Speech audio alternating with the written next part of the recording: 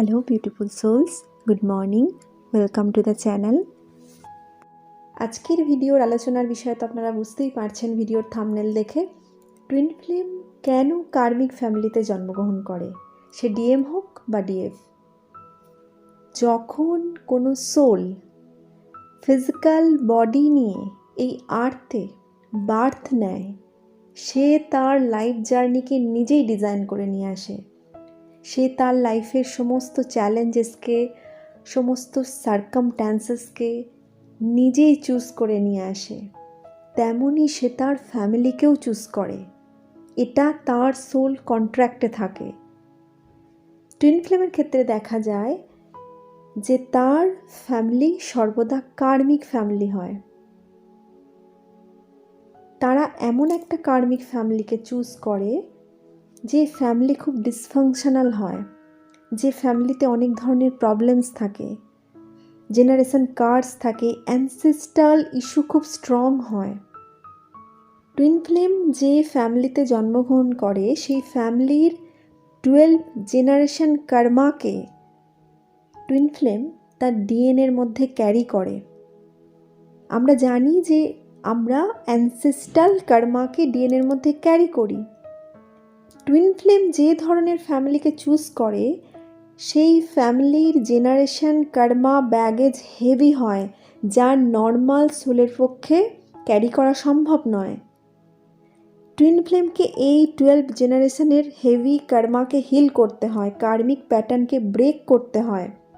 Twin flame master soul হয়, আর একজন master সোলের পক্ষেই সম্ভব এই হেভি কার্মিক প্যাটার্নকে ব্রেক করা, হিল করা, জেনারেশন কার্সকে হিল করা। অ্যানসেস্ট্রাল হিলিং তো টুইন ফ্লেমদের করতেই হয়। টুইন ফ্লেম যে ফ্যামিলিতে জন্ম নেয় সেই ফ্যামিলির কোনো না কোনো পূর্বপুরুষ বা একাধিক পূর্বপুরুষ এমন কিছু করেন যার জন্য হেভি কার্মা ক্রিয়েট হয়ে যায়, যার জন্য জেনারেশন কার্স লেগে যায়। সেই কারণে তিনি বা তারা, সেই সমস্ত পূর্বপুরুষেরা লোয়ার ডাইমেনশনে চলে যান। তো সেই সমস্ত পূর্বপুরুষদের মুক্তির জন্য টুইন ফ্লেম এই ধরনের কার্মিক ফ্যামিলিকে চুজ করে। টুইন ফ্লেম পাওয়ারফুল সোল হয়, মাস্টার সোল হয়, তার পক্ষেই সম্ভব এই ধরনের রিস্ক নেওয়া। আপনি যদি টুইন ফ্লেম জার্নিতে থাকেন, আপনি যে ফ্যামিলিতে জন্মগ্রহণ করবেন যেখানে আপনি ডিসফাংশনাল রিলেশনশিপকে দেখতে পাবেন, যেখানে রিলেশনশিপ ভালোভাবে ওয়ার্ক করবে না, আপনার পিতামাতার মধ্যে সম্পর্ক ভালো হবে না, তাদের মধ্যে খুব একটা মিল থাকবে না। তারা যদি দুইজনে একসঙ্গেও থাকে তাহলেও দুজনের মধ্যে কোনো না কোনো প্রবলেম থাকবেই। অথবা ডিভোর্স হয়ে যেতে পারে আপনার পেরেন্টসের মধ্যে, অথবা দুইজনের মধ্যে একজন মারা যেতে পারে। আপনার সিবলিংসদের সাথে আপনার রিলেশনশিপে প্রবলেম থাকতে পারে, তারা স্ট্রং কার্মিক হতে পারে। যে ফ্যামিলিতে টুইন ফ্লেম জন্মগ্রহণ করে সেখানে কোনো না কোনো রিলেশনশিপ ইস্যু থাকবেই থাকবে। বেশিরভাগ ক্ষেত্রে টুইন ফ্লেম ফেমিনাইন যে হয় তার কার্মিকের সংখ্যা তার ফ্যামিলিতেই বেশি থাকে। তার কার্মিক ফ্যামিলির জন্য তার রিলেটিভরাও কার্মিক টাইপের হয়। ডিএফের মাদার সাইড উন অথবা ফাদার সাইড উন থাকবেই, বা বোথ সাইডের উন থাকবে। মাদার সাপোর্টিভ হবে না বা ফাদার সাপোর্টিভ হবে না, বা দুজনেই সাপোর্টিভ হবে না। ডিএফকে সর্বদা তার ফ্যামিলি অন্যের সাথে কম্পেয়ার করবে, তাকে তার সেলফ কনফিডেন্সকে নেগেটিভ ওয়ার্ড দ্বারা, নেগেটিভ অ্যাকশন দ্বারা ভাঙার চেষ্টা করবে। ডিএফের ফ্যামিলি বেশিরভাগ ক্ষেত্রেই এই ধরনের হয়। Family trauma, wound, inner child trauma ডিএফের খুব স্ট্রং হয়। ডিএমের ফ্যামিলিও কার্মিক হয়। ডিএমের ফ্যামিলি সোসাইটি দ্বারা স্ট্রংভাবে প্রোগ্রাম হয়। তুমি এই পরিবারের সন্তান, তোমার রিলিজিয়ান এটা, কাস্ট এটা, সোশ্যাল স্টেটাস এটা, তো তুমি এই ধরনের শর্তগুলো মেনেই জীবনসঙ্গী চুজ করতে পারবে। শুধুমাত্র এই ক্ষেত্রে নয়, আরও নানান ক্ষেত্রে ডিএমের ফ্যামিলি সোসাইটি দ্বারা স্ট্রংভাবে প্রোগ্রাম হয়। সোসাইটি রুলস রেগুলেশন এই সমস্ত কিছুকে খুব প্রাধান্য দেয়, যার জন্য দেখবেন যে ডিএমের মধ্যে সোশ্যাল ফিয়ার অনেক বেশি হয়। কারণ ডিএম ছোট থেকেই এমনই একটা পরিবারে বেড়ে ওঠে। ডিএফেরও সোশ্যাল ফিয়ার থাকে, তবে ডিএমের সোশ্যাল ফিয়ার ডিএফের তুলনায় অনেক বেশি থাকে। যে ফ্যামিলি কন্ডিশনের কথা আমি আপনাদের বললাম, ডিএফ ও ডিএমের ক্ষেত্রে সেটা অপোজিটও হতে পারে। দুইজনের ক্ষেত্রে অনেক সিমিলারিটিও থাকতে পারে। সবার টুইন ফ্লেম জার্নি সমান হয় না, ব্যক্তি বিশেষে ব্যতিক্রম হতে পারে। তবে টুইন ফ্লেম কার্মিক ফ্যামিলিতেই বার্থ নেয়। টুইন ফ্লেম এই ধরনের ফ্যামিলিতে বার্থ নেওয়ার রিজন হলো, টুইন ফ্লেমের কাজ হলো ডিএনএর মধ্যে যে নেগেটিভিটি আছে তাকে ট্রান্সমিউট করা, হিল করা, লাভ অ্যান্ড লাইটকে স্প্রেড করা। যে দুর্বল হয় তার একটা সাপোর্টের প্রয়োজন হয়। যে ফ্যামিলি কার্সড ফ্যামিলি, জেনারেশন কার্মিক ব্যাগেজ অনেক বেশি, যে ফ্যামিলির নিজের ওঠার ক্ষমতা নেই, সেই সমস্ত ফ্যামিলিকে কার্স থেকে মুক্ত হতে সাহায্য করার জন্য, হিল হতে সাহায্য করার জন্য টুইন ফ্লেম এই ধরনের ফ্যামিলিকে চুজ করে।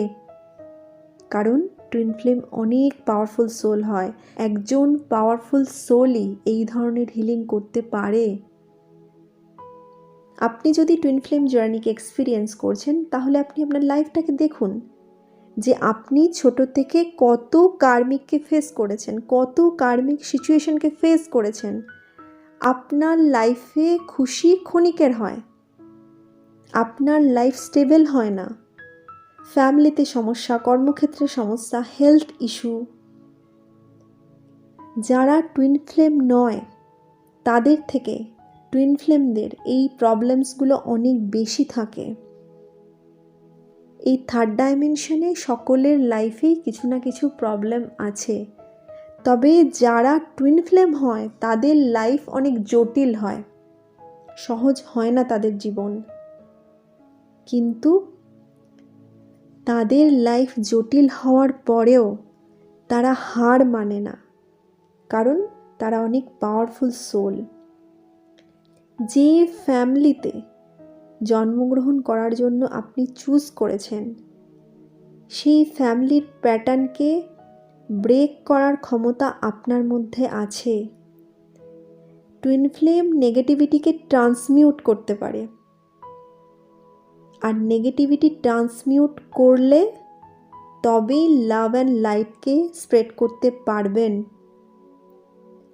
টুইন ফ্লেম যে সোল মিশন নিয়ে আসে, সেটা হিউম্যানিটিকেই কোনো না কোনোভাবে সার্ভ করাই হয়।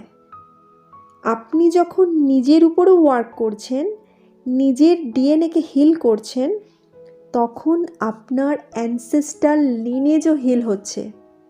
আর আপনি নিজেকে হিল করছেন মানে কি? আপনার ভাইব্রেশনকে রেজ করছেন। আপনার ভাইব্রেশন রেজ হওয়া মানে আপনার এনার্জি ফিল্ডে যে ব্যক্তিরা আসবে তারাও তাদের ভাইব্রেশনকে রেজ করার জন্য ইন্সপায়ার হবে, নিজেদের উপর কাজ করবে।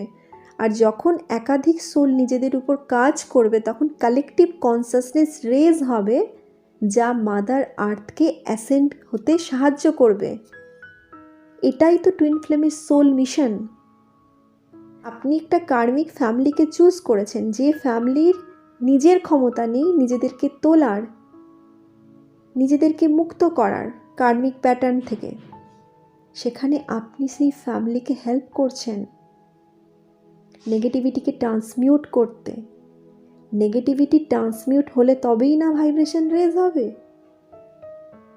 আমরা অনেক সময় যারা টুইন ফ্লেম জার্নিতে আছি তারা এটা ব্লেম করি যে আমার ফ্যামিলি খুব কার্মিক, একদম সাপোর্টিভ নয়।